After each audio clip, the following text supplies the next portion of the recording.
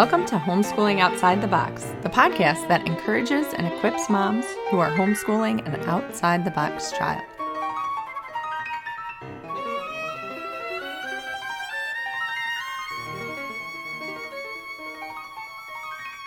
Hey there, I'm Cindy Renna, and this is episode 9. Today we are kicking off our series on Charlotte Mason. In the second episode of the podcast, I talked about why we choose Charlotte Mason as our homeschooling philosophy. You can head back and listen to that for more details, but today I'm going to dive into some specifics about a Charlotte Mason education. The first one that we're going to discuss is living books. This is really a cornerstone of a Charlotte Mason education. You can't do Charlotte Mason without great books. Okay, so what is a living book? Well, I was a fan of living books before I even knew what they were. As a child, at a garage sale, flipping through yellowed pages for a treasure. A schoolgirl in my history books craving the real story behind the dates. As a college kid, unable to resell my books because they were just too good. This was one of the best parts of being a writing major, is that I was required to read a lot of really great writing. Now, as an adult, a wife, a mom, a homeschooler, I stare at my bookshelf in my room, a dusty collection of words I cannot bear to part with. The books have breathed new life. For the first time, I held a coffee table display book and realized it was actually a gorgeous living book that had been cast off to the bargain section of a bookstore where I worked at in high school. Now it's a book that I can use in the future for our homeschool. And there are so many more books with the same story. So many of these books that shape my thoughts, that cry to be reread, now that my perspective on life has some legs to it. So many that will be repurposed for our homeschool and in my children's lives.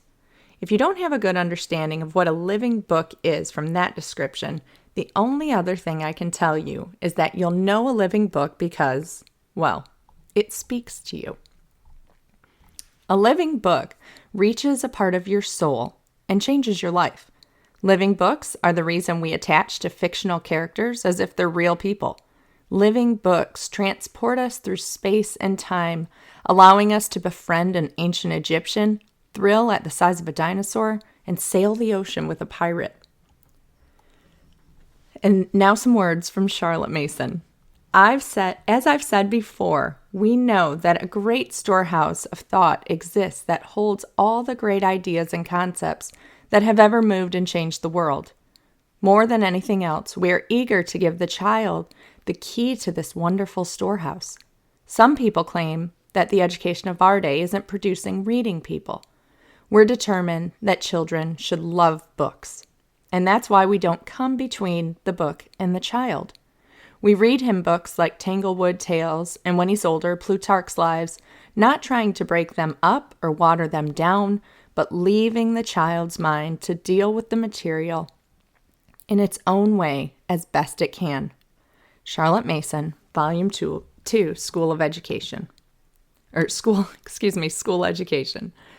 Charlotte Mason taught with living books. She felt that a personal biography gave a better account of a time period or event than a dry history book full of dates. She advised that we get out of the way of our child's learning. Children are already born with a lust for learning, and it's our job to provide the right materials. And now for an autism angle. This is for you moms who have children with autism or similar challenges, and this might help give you some specific perspective. Never underestimate your child's mind.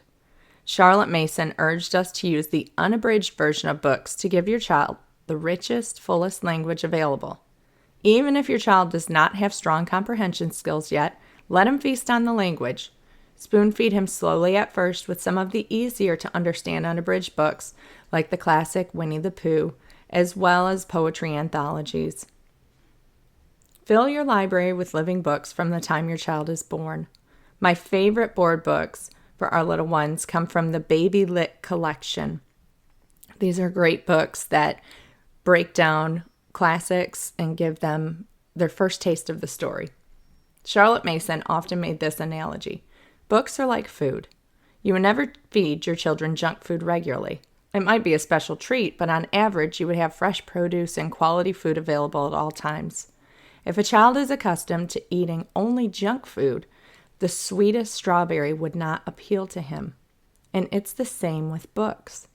So work hard to fill your home with living books, and your children will end up craving them. So if you're wondering what the opposite of a living book is, now I get to introduce you to one of my favorite words in Charlotte Mason's philosophy, twaddle.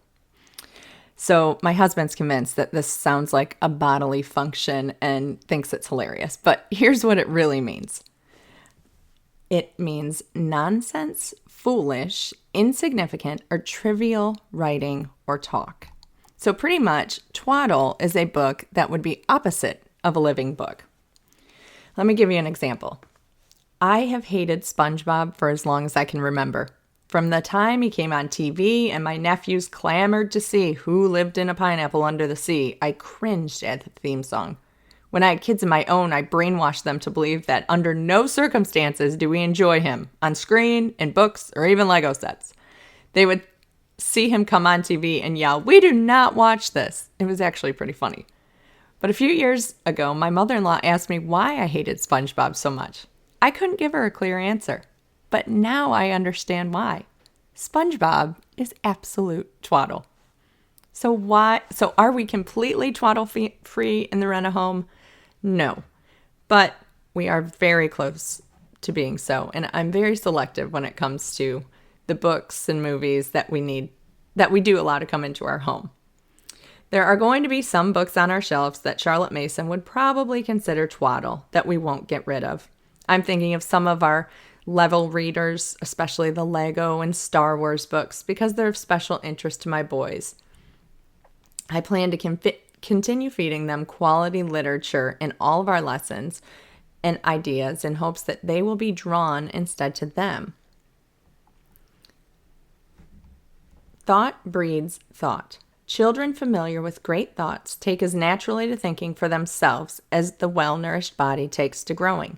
And we must bear in mind that growth, physical, intellectual, moral, spiritual, is the sole end of education. That was Charlotte Mason. All children are quite impressionable, but our youngest son is perhaps one of the most impressionable children I've ever been with. My husband says that he was the same way. If he was watching superhero shows, within minutes, he himself was transformed. This could be a good thing, except when he gets mad and turns into the Hulk. Seriously. On the other hand, I've seen him watch Wildcrats and explore with drawings of animals moments later. My point is this: the ideas we feed our children help them become who they will become. Through reading Charlotte Mason's books, I felt my bar being raised, back to where it was in college, to desire meaningful material at every turn of my day. Not in a pretentious way, but in a matter-of-fact way. Life is short. There's not much room for twaddle. The autism angle. Our special kids can have some special interests, and sometimes these things can be, well, twaddle. Adapted Star Wars early reader books, Lego picture books, Mickey Mouse Clubhouse. In the case that your child's special interest is twaddle, I would not recommend doing a clean sweep. Continue to introduce things that might entice him otherwise, but use his special interest always for relationship building. It would not be building a relationship to take away his favorite book or tell him that it's terrible. Imagine being with a friend and telling her you hate her favorite movie. I'd say that's a withdrawal, not a deposit into the relationship bank. So what are we supposed to read to our children?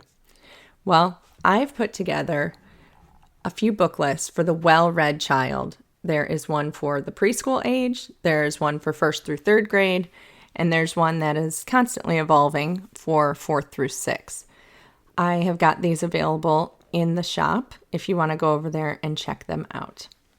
That wraps it up for this episode of Homeschooling Outside the Box. Join me next time when we continue to talk about details from Charlotte Mason's philosophy on education. We are going to cover things like narration and handicrafts, the great outdoors, nature study, all kinds of fun things.